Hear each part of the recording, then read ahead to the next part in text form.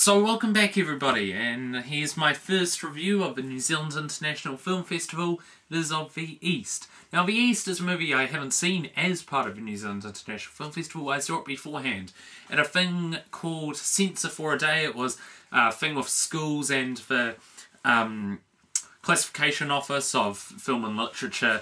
Basically they'll show you a movie before its release and take you through the process of rating a movie, and you come to your own conclusions of what the movie should have been rated, like a G, PGM, R16, or banned. Yeah. The East is basically a film, how it's the third in this trilogy created by Britt Marling, and I use the word trilogy very loosely. Basically, movies which she starred in and co-wrote. So that's consisting of Another Earth, Sound of My Voice, and The East. I haven't seen Another Earth, but I've seen the other two. And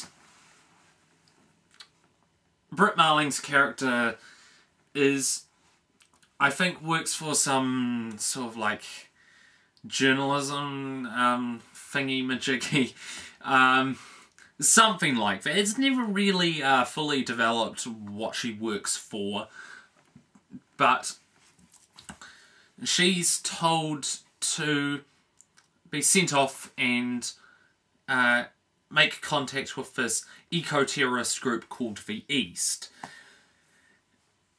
who are making their own, jams, their own attacks. And they want her to gain the trust of these people, and just so she can communicate more and find out more, sneaky information and share it over to them, and so they can hopefully stop this eco-terrorist group. Stop the East. Now, let's just launch into straight what I liked about the movie. It's structured really well. Transitions from scene to scene, it all flows very fluidly, very nicely, and it just structures together well as a well done film. Like, you'll have a very high where a lot of stuff is happening scene, and then straight over you go to that other storyline where it's just kind of them talking in the woods. It's actually done really well. It seems seamless, actually, how it's edited. It's edited, it's put together, it's structured in a very well done way. More well done than movies I've seen quite recently. And it has that element of mystery I've now come to expect from Britt Marling. It's more so evident in Sound of My Voice. This one's more of a thriller than a mystery. But it's got that strong element of mystery in it at the beginning. And it's got a really strong opening. I was sucked in like 15 seconds in, I kid you not. Before I even knew what this movie was. I hadn't even heard of the movie until the movie started. And that's what I really like. I just loved how it was all put together. As it progresses, it gets more and more and more and more intense. As I was explaining before about like the thriller mystery scenario. It's done just the way I like it. Slow burning tension, where the film runs its course, tells the story just plain, slow, normally, and then it lets the thrills come in naturally, and the tension's very, you have to think about it. It's very provocative, and that's what I liked about it. It's thrills done just the way I like it, with these small independent movies. I mean, I like big Hollywood blockbuster thrillers as well. Don't get me wrong, those are very good ones which you can think about with as well, but this one, it was done in that way I like it, And also, strong performances from everyone involved. Not just the leads, like even people who have 2 minutes of screen time still give a great performance. highlights Brit Marling. She's a great actress. Also, I think a very strong performance was from the woman who played like Brit Marling's character's boss throughout.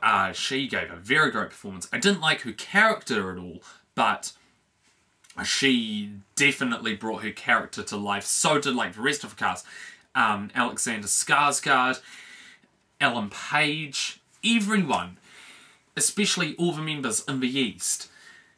And they bring their characters to life. And I'm not trying to say that in a bright and colourful way, because a lot of these characters are just downright ugly. But they do it. They bring these characters to life in the highest degree possible. And with the characters, the character development is perfect. That's more of a writing thing, and Brit Marling co-wrote this. Well, congrats to her, because this character development is absolutely perfect. All the characters are introduced well. Their interactions feel very authentic and real. The introduction of the East group to Brit Marling's character, you know, the main protagonist, it all feels just seamlessly real, and it doesn't make a big deal about it at all. Just for character development, though. And they're just introduced perfectly. And even if you don't like the characters, I can totally, perfectly understand why if someone didn't like any of the characters. I can totally understand that.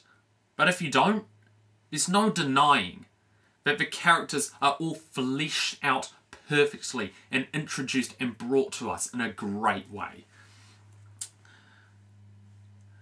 Now, time to get into the things I didn't like about the movie. Pacing. The pacing of the movie, absolutely horrendous. Oh my goodness me. I thought the pacing in The Host was bad.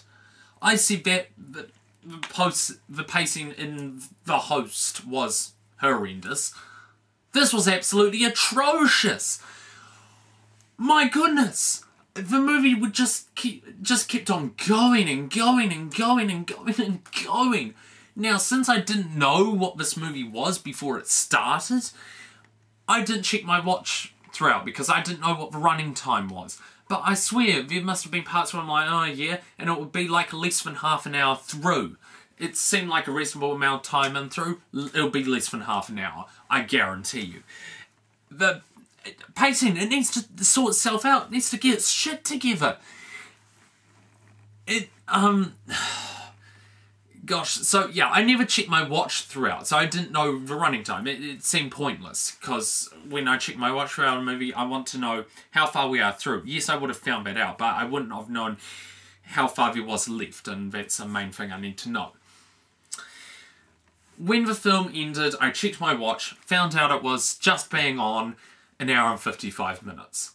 This movie truly, and I'm not trying to exaggerate in any way, but it honestly felt like it was 2.5 to 3 hours in a movie standpoint. It really did.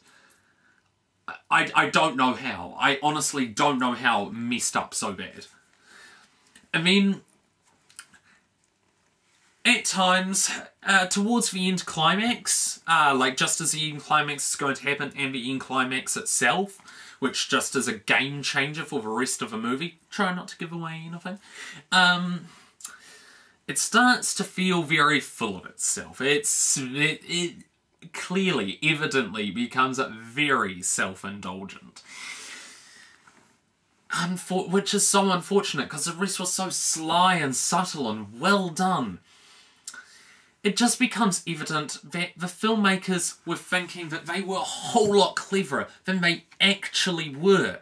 Such a shame as well, because when the end climax is about to start, when the introduction of that climax, when it's like you go, oh yeah, I can kind of see where the rest of the film is headed now. You see it, and you're not surprised at all, but you think, oh yeah, we're so clever, aren't we? Yeah.